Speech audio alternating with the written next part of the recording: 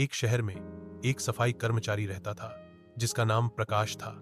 प्रकाश बचपन से ही शांत स्वभाव का लड़का था। प्रकाश की सरकारी नौकरी लगने के बाद किरण नाम की लड़की से शादी होती है। किरण के पिता चक्की चलाते हैं, उसी पर उनका पूरा परिवार निर्भर है। किरण की प्रकाश के साथ जिस वक्त शादी हुई उस वक्त किरण ग्रेजुएशन कर रही थी। शादी के बाद किरण ने ग्रेजुएशन कंप्लीट किया। किरण पढ़ने में होशियार थी। वह शादी के बाद भी अपनी पढ़ाई जारी रखना चाहती थी, इसीलिए वह प्रकाश से आगे पढ़ने के लिए कहती है। प्रकाश की आर्थिक स्थिति कमजोर है, इसके बावजूद वह अपनी पत्नी को आगे पढ़ाने के लिए तैयार हो जाता है। किरण अपने पति से कहती है, मैं प्रशासनिक अधिकारी बनना चाहती हूँ, जिसके लिए मुझे दिन रात पढ़ाई करना होगा। उसकी रुचि को देखते हुए प्रकाश ने किरण को प्रतियोगी परीक्षा की तैयारी कराने का फैसला लिया। किरण और प्रकाश एक दूसरे से बेहद प्यार करते थे। किरण को पता था कि प्रकाश घर के खर्च के साथ साथ उसकी पढ़ाई का खर्चा उठाने में सक्षम नहीं है, इसलिए वह प्रकाश से पूछती है, मेरी पढ़ाई में कुछ पैसे लगेंगे, क्या आप मेरा साथ देंगे? प्रकाश एक निचले स्तर का कर्मचारी है, लेकिन वह अपनी पत्नी को अधिकारी बनते देखना चाहता है, इसलिए वह किरण का हर तरीके से साथ देने के लिए मान जाता है। वह बाजार जाकर किरण के लिए जरूरी किताबें खरीद कर ले आता है। किताबें देखकर किरण बहुत खुश होती है और अपनी पढ़ाई में जुट जाती है। प्रकाश अपनी पत्नी को पढ़ने की पूरी आजादी देता है।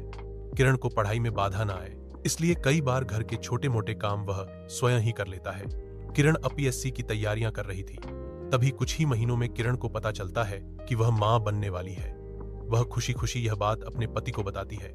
प्रकाश यह बात जानकर खुश हो जाता है, लेकिन वह अपनी पत्नी से कहता है कि बच्चों की वजह से तुम्हारी पढ़ाई में समस्या होगी।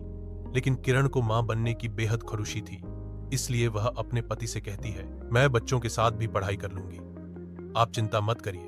और कुछ दिन बीतते ही वह घड़ी आ जाती है जब अपसी की परीक्षा होने वाली होती है। किरण ने बहुत मेहनत से पढ़ाई की थी, इसलिए उसे परीक्षा देने में कोई समस्या नहीं होती। वह पूरे विश्वास के साथ परीक्षा देती है। परीक्षा के दौरान उसे प्रसव पीड़ा भी हो रही होती है, लेकिन वह अपनी हिम्मत नहीं हारती। परीक्षा से आने के बाद वह बहुत खुश होती है और प्रकाश को कहती है कि मेरा पेपर अच्छा हुआ है, मेरा सिलेक्शन जरूर होगा। प्रकाश किरण की बात सुनकर प्रसन्न हो जाता है। कुछ दिनों के बाद वह घड़ी भी आ जाती है जब किरण 2 जुड़वा बच्चियों को जन्म देती है और मां बन जाती है। प्रकाश घर में कन्याओं को देख बहुत प्रसन्न होता है और उत्साहित होते हुए सारे मोहल्ले में मिठाई देने जाता है। किरण और प्रकाश अपनी बच्चियों के साथ खुशी खुशी जीवन बिता ही रहे होते हैं कि इसी बीच उन्हें सबसे बड़ी खुशी मिलती है। किरण का चयन एसडीएम पद के लिए हो जाता है। प्रकाश अपनी पत्नी के एसडीएम बनते ही गर्व महसूस करने लगता है, लेकिन किरण के स्वभाव में परिवर्तन आने लगता है।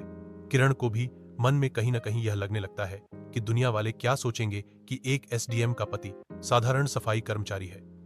इस बात को लेकर पति पत्नी के बीच छोटी मोटी नोक झोंक शुरू हो जाती है। बात जब तक आपस में रहती है तब तक तो ठीक है, लेकिन जब बात घर की चारदीवारी से बाहर जाने लगे तो रिश्तों की रेत को बिखरने से कोई नहीं बचा सकता।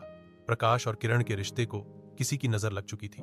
प्रकाश को अपनी पत्नी के चरित्र पर शंका होने लगती है। उसे लगने लगता है कहीं उसकी पत्नी का संबंध उसी के विभाग के किसी अधिकारी से तो नहीं। किरण का तबादला एक बड़े शहर में होता है, जिसकी वजह से उसे प्रकाश से दूर रहना पड़ता है और दोनों के बीच दूरियां बढ़ने लगती है। दोनों की बच्चियां अभी छोटी है, इसलिए किरण उन्हें अपने साथ ले जाती है। कई दिनों तक किरण और प्रकाश के बीच बातचीत बंद रहने लगती है। यह सिलसिला कई महीनों तक चलता है। प्रकाश किरण को मनाने की बहुत कोशिश करता है, लेकिन किरण ने प्रकाश से जुदा होने का फैसला कर लिया था। अब वह अपनी बच्चियों को लेकर अलग एक नई दुनिया बसाना चाहती थी। सब कुछ खत्म होता देख जब बेवफाई का दर्द बर्दाश्त के बाहर होने लगा, तब प्रकाश ने इंसाफ के लिए अदालत का दरवाजा खटखटाया और किरण को सबकर सिखाने का फैसला कर लिया। कोर्ट के फैसले आने से पहले ही दोनों अपनी जिंदगी का फैसला कर चुके थे।